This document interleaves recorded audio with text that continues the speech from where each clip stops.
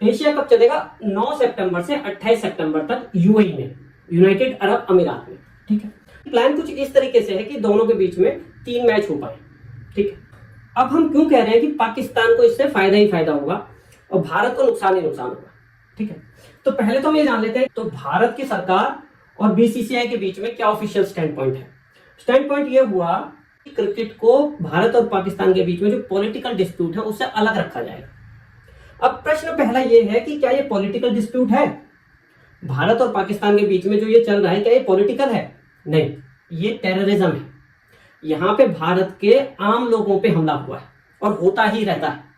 तो this is not a political issue, this is a terrorism issue. अब देखो, अगर भारत इस मैच को हार जाता है तो क्या होगा? अगर भारत हारा तो दूसरी जो टीम है Pakistan, they are fool people, है ना, उनके जज्बात जाग जाएंगे। उन्हें क्या लगेगा कि अगर भारत को हम क्रिकेट में हरा सकते हैं तो हम इन्हें युद्ध में भी हरा सकते हैं, हम भारत पर कब्जा भी कर सकते हैं।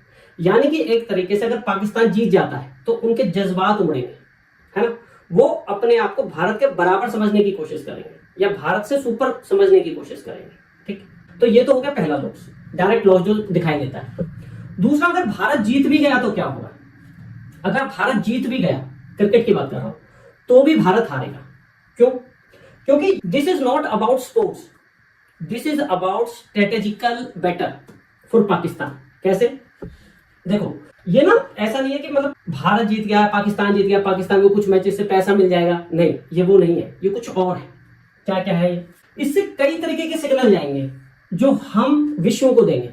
भारत विश्व को कुछ सिग्नल्स देगा, भारत पाकिस्तान को भी सिग्नल देगा, भारत की सरकार अपने लोगों को भी कोई सिग्नल देगी, कोई मैसेज देगी। उसी तरह पाकिस्तान भी दुनिया को कुछ मैसेज देगा, पाकिस्तान भारत को भी मैसेज देगा, पाकिस्तान अपने लोगों को भी मैसेज देगा। मैसेज बहुत सटल होगा, इसलिए समझना जरूरी है। जैसे कि देखो, सबसे पहले हमारा जो मैसेज होगा दुनिया को वो क्या होगा कि all is normal between India and Pakistan, specially between Indian people and Pakistani people. जब दो देश मैच खेलेंगे तो वहां पब्लिक पहुंचेगी, भारतीय पब्लिक भी होगी और पाकिस्तान पब्लिक भी होगी। ठीक है, दोनों देशों में चीयर्स हो रहे होंगे, झंडे फहराए जा रहे होंगे और सब कुछ ऐसा दिखाया जाएगा जैसे कि सब कुछ नॉर्मल है। जो दूसरे देश हैं उनको लगेगा कि यार all is normal between Indian and Pakistanis, यानी कि अगर कुछ प्रॉब्लम हुआ भी होगा तो भारतीय लोगों ने पाकिस्तानियों को माफ कर दिया होगा, तभी तो सब कुछ नॉर्मल दिख रहा है। जब भारतीयों को ही मतलब नहीं है तो फिर हमें क्या? कुछ हुआ भी होगा तो ऑल इज नॉर्मल ना, किसी पॉइंट ऑफ टाइम पे हुआ होगा और अब सब कुछ ठीक है। तो हमने मैसेज इनडायरेक्टली दुनिया को ये वाला दे दिया। अब आओ, हमने पाकिस्तान को इससे क्या मैसेज दिया? पाकिस्तान को इसमें मैसेज दिया कि जो पाकिस्तान है उसको क्या लगेगा कि भैया हम भारत के साथ कुछ भी कर ले, भारत पे हमला कर दें, भारत के लोगों पे हमला कर दें, है ना, कितना भी टेररिज्म फैलाएं, अंत में भारत की पब्लिक, भारत की सरकार सब कुछ भूल जाएगी और मैच खेलने के लिए आ जाएगी। यानी कि एक तरीके से हम पाकिस्तान को मैसेज दे रहे हैं कि भाई आप हमारे साथ कुछ भी करो, आपको पूरी छूट है। जब बात क्रिकेट की आएगी, बात फिल्मों की आएगी, बात बिजनेस की आएगी, तो वी आर नॉर्मल पार्टनर्स। ठीक है, हमने एक मैसेज अपने लोगों को भी दिया। अपने लोगों को हमने मैसेज क्या दिया कि भैया जो कुछ ये चल रहा है पाकिस्तान के साथ, that is different, that is a separate thing from cricket. इसका मतलब क्या हुआ? इसका इफेक्ट पड़ेगा डोमिनो इफेक्ट, यानी कि एक को देख के दूसरा, जैसे बोलते हैं ना कि खरबूजे को देख के खरबूजा रंग बदलता है। आज क्रिकेट में फर्क नहीं पड़ा, मतलब क्रिकेट सेपरेट है, कल को बॉलीवुड के लोग भी बोलेंगे कि भैया आर्ट भी अलग है पॉलिटिक्स से, यानी कि पॉलिटिक्स और आर्ट को अलग अलग रखो। हम पाकिस्तान के एक्टर्स को अपनी मूवीज में लेंगे, हम उनके सिंगर्स को, उनके आर्टिस्ट को अपनी मूवीज में लेंगे, अपने गानों में लेंगे। ठीक है, यानी कि ये चीज यहां रुकेगी नहीं। फिर आगे जाके बिजनेसमैन भी बोलेंगे कि भाई ट्रेड भी चलता रहना चाहिए विद पाकिस्तान, है ना, बातचीत मतलब चलती रहनी चाहिए कुल मिला के। यानी कि जब क्रिकेट अलग हो सकता है तो मूवीज भी अलग हो सकती है, तो ट्रेड एंड बिजनेस भी अलग हो सकता है। तो ये एक जगह नहीं रुकेगा, ये आगे तक जाएगा, है ना, और इसी लॉजिक को आगे बढ़ा के लोग अपने अपने हित साधेंगे। अच्छा, यानी कि कुल मिलाकर लास्ट में क्या हो जाएगा कि भैया this is not about cricket, this is not about sports, this is not about movies, this is not about trade, this is not about business, this is only about military people. यानी कि जो लड़ाई है वो खाली सैनिकों की है, पाकिस्तान के सैनिकों के साथ।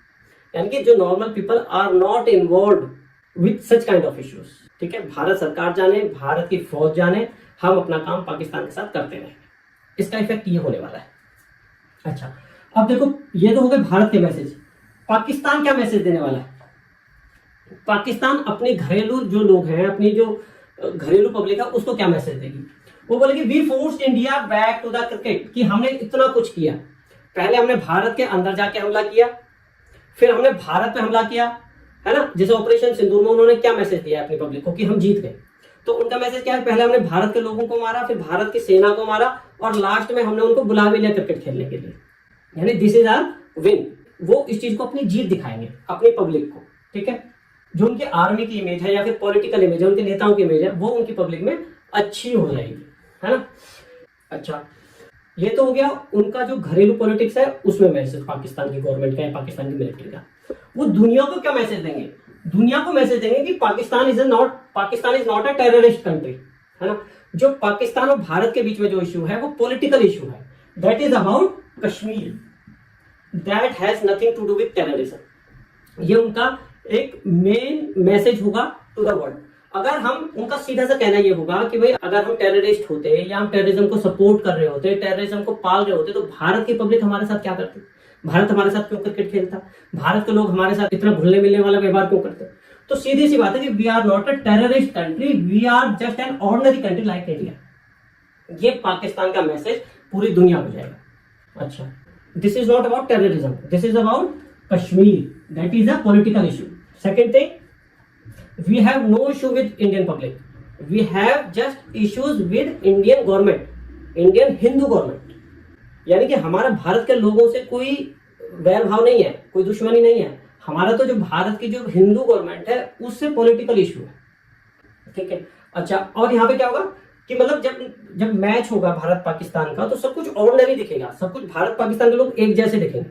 जब एक जैसे दिखेंगे तो जो दूसरे कंट्रीज हैं जो क्रिकेट देखते हैं या पॉलिटिकल लोग हैं, इस मैच को एज अ रेफरेंस यूज कर सकते हैं, तो उनको लगेगा कि यार दोनों देशों के लोग एक जैसे ही हैं। यानी कि जैसा भारत है वैसे पाकिस्तान भी है, जैसा भारत एक सेफ कंट्री है वैसा पाकिस्तान भी होगा।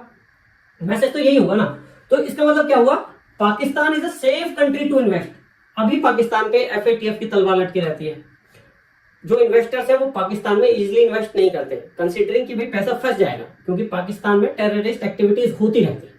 लेकिन यहां से मैसेज ये जाएगा कि जैसे भारत एक सेफ कंट्री है, पाकिस्तान भी एक सेफ कंट्री है ना। यानी कि वहां पे इन्वेस्टमेंट किया जा सकता है। जो FATF होगा, यूनाइटेड नेशंस है, इनका प्रेशर थोड़ा कम होने की उम्मीद हो जाएगी।